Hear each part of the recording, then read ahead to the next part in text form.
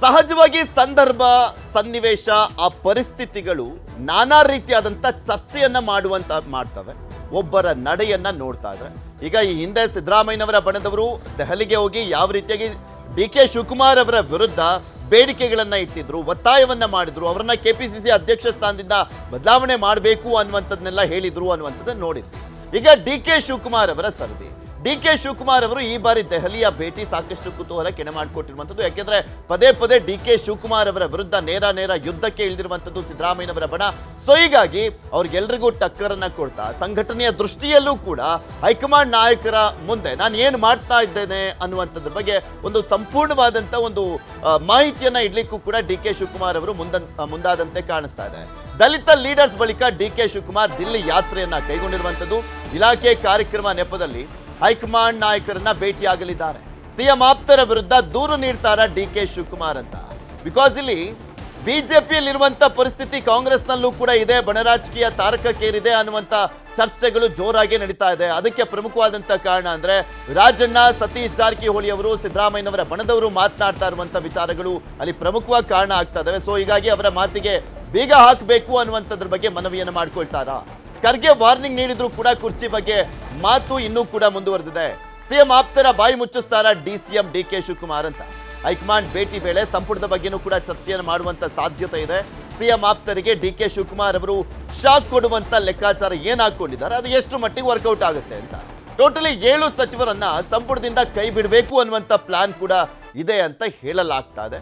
ಕಾದ್ ನೋಡ್ಬೇಕು ಅವರ ದೆಹಲಿಯ ಪ್ರವಾಸ ಎಷ್ಟು ಮಟ್ಟಿಗೆ ವರ್ಕೌಟ್ ಆಗುತ್ತೆ ಅಂತ. ಇನ್ನೊಂದ್ ಕಡೆ ಸದ್ಯಕ್ಕೆ ಸಿಎಂ ಬದಲಾವಣೆ ಮಾತೇ ಇಲ್ಲ, ಸಿಎಂ ಪರ ಹೈಕಮಾಂಡ್ ಇದೆ ಅಂತ ಯತೀಂದ್ರ ಸಿದ್ದರಾಮಯ್ಯನವರು ಹೇಳಿದ್ದಾರೆ. ಹೈಕಮಾಂಡ್ ಸ್ಪಷ್ಟವಾಗಿ ಹೇಳಿದೆ, ಮುಖ್ಯಮಂತ್ರಿಗಳ ಬದಲಾವಣೆ ಆಗಲ್ಲ, ಸಿದ್ದರಾಮಯ್ಯ ಪರವಾಗಿ ನಾವು ನಿಂತ್ಕೊಳ್ತೀವಿ ಅಂತ ಹೇಳಿ. ಅವ್ರ ವಿರುದ್ಧ ಏನೇ ಆರೋಪ ಬಂದರೂ ಕೂಡ ಅದೆಲ್ಲ ಸುಳ್ಳು ಅನ್ನೋದನ್ನ ಹೈಕಮಾಂಡ್ ಮನಗಂಡು ಅವ್ರಿಗೆ ಸಂಪೂರ್ಣವಾಗಿ ಬೆಂಬಲ ಕೊಡ್ತೀವಿ ಅಂತ ಹೇಳಿದ್ರು. ಸೊ ಹಾಗಾಗಿ ಮುಖ್ಯಮಂತ್ರಿ ಬದಲಾವಣೆ ಆಗುತ್ತಾ ಪ್ರಶ್ನೆ ಇಲ್ಲ. ಇದೆಲ್ಲದ್ರ ಬಗ್ಗೆ ಮಾತನಾಡ್ತಾ ಹೋಗೋಣ. ಮಧು, ಇಲ್ಲಿ ಪ್ರಮುಖವಾಗಿ ನೋಡ್ತಾ ಇದ್ವಲ್ಲ, ದಲಿತ ಸಚಿವರು ಹೋದ್ರು, ಕೆಪಿಸಿ ಅಧ್ಯಕ್ಷ ಸ್ಥಾನದಿಂದ ಬದಲಾವಣೆ ಮಾಡಬೇಕು, ನೀವೇ ಗ್ಯಾರಂಟಿ ಕೊಟ್ಟ ರೀತಿಯಲ್ಲಿ ಬದಲಾವಣೆ ಆಗಬೇಕಾಗಿತ್ತು, ಯಾಕಾಗಿಲ್ಲ ಅಂತ ಬಹಿರಂಗವಾಗಿ ಮತ್ತೆ ಹೈಕಮಾಂಡ್ ಮುಂದೆನೂ ಕೂಡ ಹೇಳ್ತಾ ಇದ್ದಾರೆ. ಅದರ ಜೊತೆಗೆ 2023ರವರೆಗೂ ಪಕ್ಷ ಸಂಘಟನೆ ಚೆನ್ನಾಗಿತ್ತು, ಅದಾದ್ಮೇಲೆ ಕಂಪ್ಲೀಟ್ಲಿ ನಿಂತೋಗ್ಬಿಟ್ಟಿದೆ ಅಂತ ಸತೀಶ್ ಜಾರಕಿಹೊಳಿ ಅವರು ಹೇಳಿದರು. ಆ ಹೇಳಿಕೆ ಬಂದ ಬೆನ್ನಲ್ಲೇ ಈಗ ಪರಾಜಿತ ಅಭ್ಯರ್ಥಿಗಳ ಸಭೆ, ಪದಾಧಿಕಾರಿಗಳ ನೇಮಕದ ವಿಚಾರ, ಕ್ಷೇತ್ರಗಳ ರೌಂಡ್ಸ್ ಹೊಡಿತೀವಿ, 1 ವಾರಗಳ ಕಾಲ ನಾನು ಮತ್ತೆ ಮುಖ್ಯಮಂತ್ರಿಗಳು ಕಾರ್ಯಕರ್ತರ ಸಭೆಯನ್ನು ಕೂಡ ಮಾಡ್ತೀವಿ, ಮಾರ್ಚ್ 23ರಿಂದ ಏಪ್ರಿಲ್ 1ರವರೆಗೆ ಅನ್ನುವಂಥದ್ದನ್ನೆಲ್ಲ ಘೋಷಣೆ ಮಾಡ್ತಾ ಇದ್ದಾರೆ ಡಿ.ಕೆ. ಶಿವಕುಮಾರ್ ಅವರು. ಇದೆಲ್ಲವನ್ನು ನೋಡ್ತಾ ಇದ್ರೆ ನಾನು ಇನ್ನೂ ಕೂಡ ಸಮರ್ಥವಾಗಿದ್ದೇನೆ, ಎಲ್ಲವನ್ನೂ ಕೂಡ ಈಸಿಯಾಗಿ ನಿಭಾಯಿಸ್ತೀನಿ, ನನಗೆ ಯಾವುದೂ ಒತ್ತಡ ಇಲ್ಲ ಅನ್ನುವಂಥ ಮೆಸೇಜ್. ಕಾಂಗ್ರೆಸ್ ಒಂದು ಪಕ್ಷವಾಗಿ ಅಂದರೆ ಆಡಳಿತ ಪಕ್ಷವಾಗಿ ವಿಧಾನಸಭೆಯನ್ನು ಪ್ರವೇಶ ಮಾಡುವವರೆಗೂ ಕೂಡ ಅತ್ಯಂತ ವೈಬ್ರೆಂಟ್ ಆಗಿ ಇತ್ತು. ಅದರಲ್ಲಿ ಎರಡನೇ ಮಾತಿಲ್ಲ. ಅದಕ್ಕೊಂದು ಕಾರ್ಪೊರೇಟ್ ಟಚ್ ಮತ್ತು ಕ್ಯಾಡರ್ ಬೇಸ್ ಒಂದು ರೀಚನ್ನು ಕೊಡೋದ್ರಲ್ಲಿ ಡಿ.ಕೆ. ಶಿವಕುಮಾರ್ ಪ್ರಯತ್ನ ಪಟ್ಟಿದ್ರೆ 100%, ಅದು ಕೂಡ ಡೌಟ್ ಇಲ್ಲ. ಆದರೆ ಈ ಒದ್ದು ಕಿತ್ಕೊಳ್ಳೋದು ಅಥವಾ ಯಾರಿಗೂ ಗೊತ್ತಾಗದಂತೆ ಮೇಲೆ ಕೆಳಗೋ ಎಲ್ಲಾದರೂ ಒಂದು ಕೆಳಬರ ಗುದ್ದು ಕಿತ್ಕೊಳ್ಳೋದು, ಇವೆಲ್ಲ ರಾಜಕೀಯ ಏನಿದೆ ಅದು ಒಂದು ಕಾಲದಲ್ಲಿ ನಡೀತಾ ಇತ್ತು. ಆದರೆ ಇವತ್ತು ನಡೆಯುವಂಥ ಪ್ರಶ್ನೆ ಅಂಥದ್ದಿಲ್ಲ. ಯಾಕಂದರೆ ಇವತ್ತು ಸವಾಲು ದೊಡ್ಡ ಮಟ್ಟದಲ್ಲಿದೆ. ಒಬ್ಬ ಒಕ್ಕಲಿಗ ಮತದಾರ ಇಲ್ಲದೆ ಇರುವಂಥ ಕ್ಷೇತ್ರಗಳನ್ನ ರಾಜ್ಯದಲ್ಲಿ ನೋಡ್ಬೋದು, ಲಿಂಗಾಯತ ಮತದಾರ ಇಲ್ಲದೆ ಇರುವಂಥ ಕ್ಷೇತ್ರಗಳನ್ನ ರಾಜ್ಯದಲ್ಲಿ ನೋಡ್ಬೋದು. ಆದರೆ ಪರಿಶಿಷ್ಟರನ್ನು BT/SC ಅಥವಾ ST ಆ ಮತದಾರರು ಇಲ್ಲದೆ ಇರುವಂಥ ಕ್ಷೇತ್ರಗಳನ್ನು ಪ್ಯಾನ್ ಕರ್ನಾಟಕ ನೋಡಲಿಕ್ಕೆ ಸಾಧ್ಯ ಇಲ್ಲ. ಮತ್ತು ಅವರು ಮೊದಲು ಇದ್ದರು, ಇವಾಗಲೂ ಇದ್ದಾರೆ. ಆದರೆ ಇವಾಗಿನ ರಾಜಕೀಯ ಪ್ರಜ್ಞೆ ಏನಿದೆ ಬೇರೆ ಸ್ವರೂಪದಲ್ಲಿದೆ. ಸೊ ಅವರಿಗೆ ಈಗ ಕಾಣ್ತಾ ಇರುವಂಥದ್ದು ತಮ್ಮ ಸಮುದಾಯದ ನಾಯಕರನ್ನೂ ಮೀರಿ ಸಿದ್ದರಾಮಯ್ಯ ಒಬ್ಬ ಪ್ರಬಲ ನಾಯಕ, ನಮ್ಮ ಸಮುದಾಯಗಳ ಹಿತಾಸಕ್ತಿಗಾಗಿ ಜೊತೆಗೆ ನಿಲ್ತಾರೆ. ಇವತ್ತೆಲ್ಲ ಗ್ಯಾರಂಟಿಗೋಸ್ಕರ ಹಣವನ್ನು ಬಳಕೆ ಮಾಡ್ಕೊಂಡಿದ್ದಾರೆ, ಏನು ನಿಗಮಗಳಿಂದ ಅದೆಲ್ಲ ಇರ್ಬೋದು. ಅದರ ಹೊರತಾಗಿ ಆರೋಪಗಳ ಹೊರತಾಗಿ ಒಬ್ಬ ನಾಯಕ ಅವರೇ ಮೊದಲು ತಂದಿದ್ದದನ್ನು.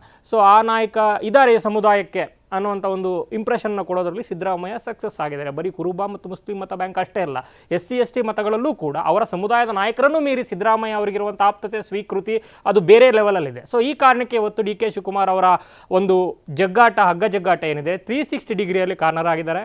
ಮತ್ತು ಈಗಾಗಲೇ ಹಿರಿಯ ಸಚಿವರುಗಳು, ಸಮುದಾಯದ ಸಚಿವರುಗಳು ಅವರದ್ದೇ ಆದ ಧಾಟಿಯಲ್ಲಿ, ರೀತಿಯಲ್ಲಿ ಬೇರೆ ಹೋಗುವಂಥ ನಿರ್ಣಯಗಳನ್ನು ಕೂಡ, ಅಂತಹ ಸಂದೇಶಗಳನ್ನು ಕೂಡ ಕೊಟ್ಟಿರೋದ್ರಿಂದ ಹೈಕಮಾಂಡ್ ಪೀಕಲಾಟದಲ್ಲಿದೆ. ಒಬ್ಬ ವ್ಯಕ್ತಿಗೋಸ್ಕರ ಮೊದಲೆಲ್ಲ ನಡೀತಾ ಇತ್ತು, ಗುಂಡೂರಾವ್ಗೆ ಇಷ್ಟ ಆದರೆ ಓಕೆ, ಅರ್ಸೋ ಅವ್ರಿಗೆ ಕೊಟ್ಟು ಗುಂಡೂರಾವ್ ಅವರ ಕ್ರಾಂತಿ ಆಗ್ಬಿಡ್ತಿದ್ರು, ವೀರಪ್ಪ ಮೇಲೆ ಎಲ್ಲೋ ಇದ್ದವ್ರು ಬಂದು ಮುಖ್ಯಮಂತ್ರಿ ಆಗ್ಬಿಡ್ತಿದ್ರು. ಈಗ BJP. ಆದರೆ ಇವತ್ತಿನ ಪರಿಸ್ಥಿತಿಯಲ್ಲಿ ಹಂಗಿಲ್ಲ. ಒಬ್ಬ ವ್ಯಕ್ತಿಗೋಸ್ಕರ ಹೈಕಮಾಂಡ್ ಅಷ್ಟು ಸ್ಟ್ರಾಂಗೂ ಇಲ್ಲ, ಮತ್ತು ಒಬ್ಬ ವ್ಯಕ್ತಿಗೋಸ್ಕರ ಇಡೀ ಪಕ್ಷವನ್ನು ಆಪೋಷಣೆ ಕೊಡಬೇಕಾ ಅನ್ನೋ ಪ್ರಶ್ನೆ ಕೂಡ ಬರುತ್ತೆ.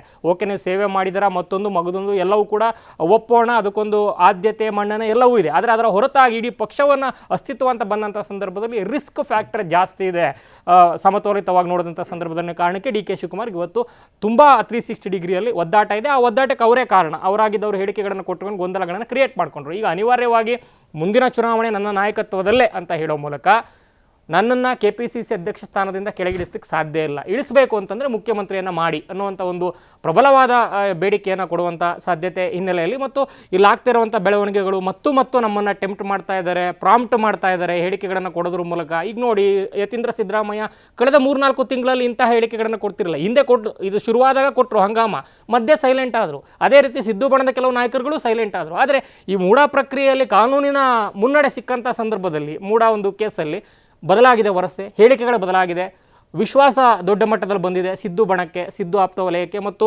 ಹಗ್ಗಜಗ್ಗಾಟಕ್ಕೆ ಸಂಪೂರ್ಣವಾಗಿ ಸಿದ್ದರಾಮಯ್ಯ ಕಡೆಗೆ ವಾಲಿರೋದ್ರಿಂದ ಈಗ ಡಿ ಕೆ ಶಿವಕುಮಾರ್ ಕಂಪ್ಲೀಟ್ ಆಗಿ ಬ್ಲೈಂಡ್ ಆಗಿದ್ದಾರೆ, ಕಾರ್ನರ್ ಆಗಿದ್ದಾರೆ. ಒಳಗಡೆ ಎಷ್ಟು ರಾಜಕೀಯವಾಗಿ ಕೊತ್ತ ಅಂತ ಇದ್ರು ಅದರ ಸೆಕೆಂಡ್ರಿ, ಆದರೆ ಅಸಹಾಯಕರಾಗಿರೋದಂತೂ ಸತ್ಯ. ಆ ಕಾರಣಕ್ಕೆ ನನ್ನ ಈಗಿರುವ ಸ್ಟೇಚರನ್ನಾದರೂ ಸಿಂಗಲ್ DCM ಏನಿದೆ, ಪಕ್ಷದ ಅಧ್ಯಕ್ಷಗಿರಿ ಏನಿದೆ, ಆ ಒಂದು ಸ್ಥಾನಮಾನಗಳಲ್ಲಿ ಆ ಒಂದು ವಿಚಾರಗಳಲ್ಲಿ ಬದಲಾವಣೆ ಆಗಬಾರ್ದು, ಯಥಾಸ್ಥಿತಿ ಕಾಪಾಡ್ಕೋಬೇಕು. ಮುಂಬರುವ ಸ್ಥಳೀಯ ಸಂಸ್ಥೆಗಳಲ್ಲೂ ಕೂಡ ನಾನು ಅದನ್ನು ಸಂಘಟನಾತ್ಮಕವಾಗಿ ಕೆಲಸವನ್ನು ಮಾಡ್ತೀನಿ, ವೈಬ್ರೆಂಟಾಗಿ ಮಾಡ್ತೀನಿ ಅನ್ನೋಂಥ ಮೆಸೇಜನ್ನು ಕೊಡುವಂಥ ಪ್ರಯತ್ನವನ್ನು ಮಾಡ್ತಾ ಇದ್ದಾರೆ. ಇವರು ಈಗೇನು ಮುಖ್ಯಮಂತ್ರಿ ಆಗೋದನ್ನು ತಡೆಯೋದಿರಲಿ, ಪಕ್ಷದ ಅಧ್ಯಕ್ಷಗಿರಿಯಿಂದ ಕೆಳಗಡೆ ಇಳಿಸಬೇಕು ಅಂತ ಏನು ಪ್ರಯತ್ನಗಳಾಗ್ತಾಯಿಲ್ಲ, ಆ ಪ್ರಯತ್ನಕ್ಕೆ ಬ್ರೇಕ್ ಹಾಕಿಸ್ಕೊಳ್ಳುವಂಥ, ಆದಷ್ಟು ಸೇಫ್ ಗೇಮನ್ನು ಮಾಡಿಕೊಳ್ಳುವಂಥ, ಮುಂದಿನ 28ಕ್ಕಾದರೂ ತಮಗೆ ಪೂರಕವಾಗಿ ವಾತಾವರಣ ನಿರ್ಮಿಸಿಕೊಡುವಂಥ ಒಂದು ಕಡೆ ಹಂತದ ಒಂದು ತಾರ್ಕಿಕ ಹೋರಾಟಗಳನ್ನು ಮಾಡ್ತಾ ಇದ್ದಾರೆ. ಪೃಥ್ವಿ ಪಟೇಲ್ರಲ್ಲಿ ಲೋಕಾಯುಕ್ತ ಮೂಡಾ ಬಿ ರಿಪೋರ್ಟ್ ಕೊಟ್ಟ ಮೇಲೆ ಆಮೇಲೆ ಹೈಕೋರ್ಟ್ನಲ್ಲೂ CBIಗೆ ಏನು ಕೊಡೋದು ಬೇಡ, ಅವಶ್ಯಕತೆ ಇಲ್ಲ ಅಂತ ಹೇಳಿದ ನಂತರ ಕಂಪ್ಲೀಟ್ ಆಗಿ ಮಧು ಹೇಳ್ದಂತೆ ಬ್ಲಾಂಕ್ ಆಗೋಗ್ಬಿಟ್ಟಿದ್ದಾರೆ D K Shivakumar. What next ಅನ್ನುವಂಥದ್ರ ಬಗ್ಗೆ. ಆದರೆ ಈಗಲೇ ಪರಾಜಿತ ಅಭ್ಯರ್ಥಿಗಳ ಸಭೆಯನ್ನು ಕರೆದಿದ್ದದ, ಇದು it's too early field set ಮಾಡ್ತಿರೋದು ಅನ್ಸಿದ್ರೂ ಕೂಡ ಈಗ ನೆಕ್ಸ್ಟ್ 3 ವರ್ಷನೋ 2 ವರ್ಷನೋ ಅಂತೆಲ್ಲ ಏನು ಮುಂಚೆ ಏನೋ ತೀರ್ಮಾನ ಆಗಿತ್ತು ಅಧಿಕಾರ ಹಂಚಿಕೆ ಮಾಡಬೇಕು ಅನ್ನುವಂಥದ್ದು, ಅದು ಸಿಗುತ್ತೋ ಬಿಡುತ್ತೋ. ಯಾಕೆಂದರೆ ಇನ್ನಷ್ಟು ಪ್ರಬಲ ಆಗ್ತಾ ಇದ್ದಾರೆ ಸಿದ್ದರಾಮಯ್ಯವರು. ಅಟ್ಲೀಸ್ಟ್ ಟಾರ್ಗೆಟ್ 2028 ಮಾಡೋಣ, ಆ ಸಂದರ್ಭದಲ್ಲಿ ನನಗೆ ಇನ್ನಷ್ಟು ಬೆಂಬಲ ಸಿಗುತ್ತೆ. ಪರಾಜಿತ ಅಭ್ಯರ್ಥಿಗಳಲ್ಲಿ ಒಂದು 20-25 ಜನಕ್ಕೂ ನಾನು ಸಪೋರ್ಟನ್ನು ಮಾಡಿದ್ರೆ ಅವರೊಂದು ಸ್ವಲ್ಪ ಶಾಸಕರು ಕೂಡ ನನ್ನ ಬೆಂಬಲಕ್ಕೆ ಸಿಗ್ತಾರೆ. ಅದರ ಜೊತೆಗೆ ಈಗಿರುವಂಥ ಕರ್ನಾಟಕದ ರಾಜಕಾರಣದ ಪದ್ಧತಿ ಹೆಂಗಿದೆ ಅಂದರೆ ಸಂಪ್ರದಾಯ ಪ್ರತಿ 5 ವರ್ಷಕ್ಕೊಮ್ಮೆ ಚೇಂಜ್ ಆಗ್ತಾ ಇರುತ್ತಲ್ಲ, ಅದನ್ನು ಬ್ರೇಕ್ ಮಾಡಿದ್ರೆ ಮಾತ್ರನೇ ಡಿ ಕೆ ಶಿವಕುಮಾರ್ ಅವರು ನೆಕ್ಸ್ಟು CM ಆಗಬೇಕಾಗಿರೋದು. 113+ ಬರಲೇಬೇಕಾಗಿದೆ. ಸೊ ಟಾರ್ಗೆಟ್ 28 ಇಟ್ಕೊಂಡಿದ್ದಾರಾ ಡಿ ಕೆ ಶಿವಕುಮಾರ್? ಪ್ರಮುಖವಾಗಿ ಡಿ ಕೆ ಶಿವಕುಮಾರ್ ಅವ್ರನ್ನ ಯಾರು ಇಳಿಸಕ್ಕೆ ಹೊರಟಿದ್ದಾರೆ ಅವರಿಗೆ ಒಂದು AICC ಮುಖಾಂತರ ಒಂದು ಮೆಸೇಜನ್ನು ಇವತ್ತು ಪಾಸ್ ಮಾಡ್ತಾ ಇದ್ದಾರೆ. ಪ್ರಮುಖವಾಗಿ ನಾನು ಸುಮ್ಮನೆ ಕುಳಿತಿಲ್ಲ, ಇಷ್ಟು ವರ್ಷ ಕಾಂಗ್ರೆಸ್ಸಲ್ಲಿ ಅನೇಕರು ಅಧ್ಯಕ್ಷರಾಗಿದ್ದರು, ಬಂದರು ಹೋದರು. ನಾನು 100 ಕಾಂಗ್ರೆಸ್ ಕಚೇರಿಗಳನ್ನು ಭವನಗಳನ್ನು ಕಟ್ತಿದ್ದೀನಿ ಅಂತೇಳಿ ಮೆಸೇಜನ್ನು ಪಾಸ್ ಮಾಡ್ತಿದ್ದಾರೆ. ಡಾಕ್ಟರ್ ಜಿ ಪರಮೇಶ್ವರ್ ಕೂಡ 8 ವರ್ಷ ಕಾಂಗ್ರೆಸ್ನ ಅಧ್ಯಕ್ಷರಾಗಿದ್ದರು. ಅವರ ಕಾಲದಲ್ಲೇ ಕಾಂಗ್ರೆಸ್ ಇಂದಿರಾ ಭವನ ಶಂಕುಸ್ಥಾಪನೆ ಆಗಿದ್ದು. ಆದರೆ ಅದನ್ನು ಸಂಪೂರ್ಣವಾಗಿ ಆ ಭವನವನ್ನು ಅಚ್ಚುಕಟ್ಟು ಮಾಡಿ ಅದನ್ನು ಉದ್ಘಾಟನೆ ಮತ್ತು ಇವತ್ತು ಅಲ್ಲಿ ಕೆಲಸಕ್ಕೆ ಅದನ್ನು ಸಜ್ಜು ಮಾಡಿದಂಥರು ಡಿ ಕೆ ಶಿವಕುಮಾರ್ ಅವರು. ಈಗ 100 ಭವನವನ್ನು ಕಟ್ಟೋದು ಅಷ್ಟು ಸುಲಭ ಅಲ್ಲ. ಈಗಾಗಲೇ CA ಸೈಟ್ಗಳನ್ನ ತೊಗೊಳ್ತೇವೆ. ಭಾರತೀಯ ಜನತಾ ಪಕ್ಷ ಕೂಡ ಅವರ ಸರ್ಕಾರ ಇದ್ದಾಗ ಸರ್ಕಾರದ CA ಸೈಟ್ಗಳನ್ನ ಕೂಡ ಕೊಡ್ಬೋದು, ಪಾರ್ಟಿಗಳಿಗೆ ಸಂಘ ಸಂಸ್ಥೆ ಕೊಡ್ಬೋದು, ಆ ಮುಖಾಂತರ ಅವರು ತೆಗೆದುಕೊಂಡಿದ್ರು. ಈಗ ಇವರು ಕೂಡ ಕೆಲವೊಂದು ಸೈಟ್ಗಳನ್ನ ತೆಗೆದುಕೊಳ್ತಾರೆ. 100 ಭವನಗಳನ್ನ ಕಟ್ತಿರ್ತಕ್ಕಂಥ ಒಂದು. ಮತ್ತು ಈಗ ಜಿಲ್ಲಾ ಮತ್ತು ತಾಲೂಕು ಪಂಚಾಯತಿ ಚುನಾವಣೆಗಳು ಬರ್ತಿರೋದು ಕಾರಣಕ್ಕಾಗಿ ಮತ್ತು BBMP ಚುನಾವಣೆಯನ್ನು ಆಗಸ್ಟ್ನಲ್ಲಿ ಮಾಡ್ತೀವಿ ಅಂತ ಕಾರಣಕ್ಕಾಗಿ ನಿಮಗೆ ಸ್ಥಳೀಯ ಸಂಸ್ಥೆಗಳ ಚುನಾವಣೆಗೆ ರೆಡಿ ಆಗಬೇಕಾಗಿದೆ. ಅದಕ್ಕಾಗಿ ಹೊಸ ಕಾರ್ಯಕರ್ತರು, ಹೊಸ ಟೀಮ್ನ ರೆಡಿ ಮಾಡಬೇಕು. ಸುಮಾರು 300 ಜನ ಪದಾಧಿಕಾರಿಗಳು, secretary, general secretary, vice president ಸೇರಿದಂತೆ ಒಂದು ಪಡೆಯನ್ನು ರಚನೆ ಮಾಡಬೇಕು. ಆ ಮುಖಾಂತರ ಅವ್ರನ್ನ ಕೆಲಸ ಹಚ್ಚಬೇಕು. ಹಾಗಾಗಿ ಈಗ ಹಳಬ್ರಿದ್ದರೆ ಏನು ಮಾಡ್ತಾರೆ, ಅಧಿಕಾರ ಸಿಗದೇ ಇಲ್ಲದವರು, ಸಿಕ್ಕದಂಥವ್ರು ಏನು ಮಾಡ್ತಾರೆ, ಎಲ್ಲವೂ ಮುಗಿತಲ್ಲ ಇನ್ನೇನು ಅಂತಿರ್ತಾರೆ. ಅದು ಹೊಸಬರಿಗೆ ಮತ್ತಷ್ಟು ಅವ್ರಿಗೆ ಅವಕಾಶ ಕೊಡೋ ಮುಖಾಂತರ ಅವ್ರನ್ನ ಹೆಚ್ಚು ಕೆಲಸದಲ್ಲಿ ತೊಡಗಿಸ್ಕೊಳ್ಳಿಕ್ಕೆ ಅನುಕೂಲ ಅನ್ನೋ ಕಾರಣಕ್ಕಾಗಿ ಈಗ ಪದಾಧಿಕಾರಿಗಳ ನೇಮಕವನ್ನು ಮಾಡ್ತಿರ್ತಕ್ಕಂಥದ್ದು. ಜೊತೆಗೆ ರಾಹುಲ್ ಗಾಂಧಿ, ಮಲ್ಲಿಕಾರ್ಜುನ್ ಖರ್ಗೆ, ವೇಣುಗೋಪಾಲ್ರವ್ರನ್ನ ಇನ್ವೈಟ್ ಮಾಡ್ತಿದ್ದಾರೆ. ಕಾಂಗ್ರೆಸ್ ಭವನವನ್ನು 100 ಭವನಕ್ಕೆ ಏಕಕಾಲದಲ್ಲಿ ಶಂಕುಸ್ಥಾಪನೆ ಮಾಡುವಂಥದ್ದಕ್ಕಾಗಿ ಇನ್ವೈಟ್ ಮಾಡ್ತಿರುವಂಥದ್ದು. ಆಬ್ವಿಯಸ್ಲಿ ಆ ಸಂದರ್ಭದಲ್ಲಿ ರಾಜ್ಯದ ರಾಜಕೀಯ ಬೆಳವಣಿಗೆ ಬಗ್ಗೆ ಚರ್ಚೆ ಆಗೇ ಆಗುತ್ತೆ. ಚರ್ಚೆ ಆಗೋ ಸಂದರ್ಭದಲ್ಲಿ ಪ್ರಸ್ತುತ ವಿದ್ಯಮಾನಗಳ ಬಗ್ಗೆ ಚರ್ಚೆಯನ್ನು ಮಾಡ್ತಾರೆ. ಮೂಢ ವಿಚಾರ ಚರ್ಚೆ ಆಗುತ್ತೆ, ಬೇರೆ ಬೇರೆ ವಿಚಾರಗಳು ಚರ್ಚೆ ಆಗುತ್ತೆ. ಚರ್ಚೆ ಆದ ಸಂದರ್ಭದಲ್ಲಿ ಇಲ್ಲ ಪಾರ್ಟಿಗೆ ಡ್ಯಾಮೇಜ್ ಮಾಡ್ತಿದ್ದಾರೆ, ಇದು ಪಕ್ಷ ಮತ್ತು ಸರ್ಕಾರಕ್ಕೆ ಡ್ಯಾಮೇಜ್ ಆಗ್ತಿದೆ ಅಂತೇಳಿ ಒಂದು ಡಿ ಕೆ ಶಿವಕುಮಾರ್ ಹೆಸರು ಹೇಳ್ತಾರೆ. ಅವರೇನು ಸನ್ಯಾಸಿ ಅಲ್ಲ.